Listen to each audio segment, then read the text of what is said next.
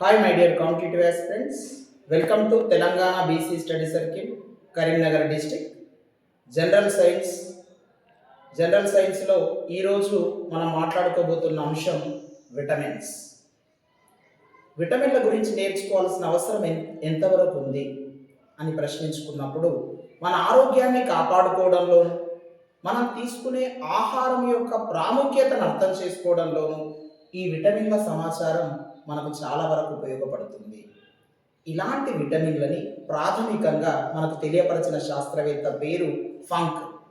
మనం తీసుకునే చాలా ఆహార పదార్థాలలో పాలు అనేటివి అతి ముఖ్యమైన పోషక పదార్థం. ఇలాంటి పాలలో మల్టిపుల్ విటమిన్స్ ఉన్నాయనే విలువైన విషయాన్ని మనకు తెలియపరిచిన శాస్త్రవేత్త పేరు సర్ హెచ్జే హాప్కిన్స్. 1912వ సంవత్సరంలో ఈ విషయం వెలుగులోకి తీసుకొచ్చారు.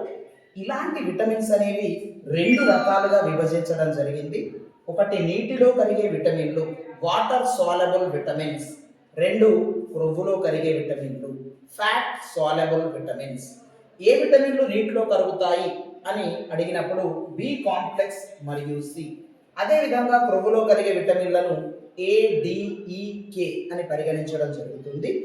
కాంపిటేటివ్ ఎగ్జామినేషన్కి ప్రిపేర్ అవుతున్న ప్రతి ఆస్పిరెంట్ ప్రతి విటమిన్ యొక్క కెమికల్ నేమ్, ప్రతి విటమిన్ యొక్క కామన్ నేమ్, ప్రతి విటమిన్ యొక్క న్యూట్రియంట్, ప్రతి విటమిన్ యొక్క డిసీజ్ నేమ్ నేర్చుకున్నట్టయితే ఖచ్చితంగా మనం ఎగ్జామ్స్ చాలా ఈజీగా ఆన్సర్ చేయవచ్చు. ఇందులో ఫస్ట్ విటమిన్ ఏను పరిశీలిద్దాం. విటమిన్ ఏ యొక్క రసాయన నామము, chemical name retinol. Vitamin A యొక్క సాధారణ నామము యాంటీ జొరాఫ్థాల్మియా విటమిన్ అని పిలవడం జరుగుతుంది.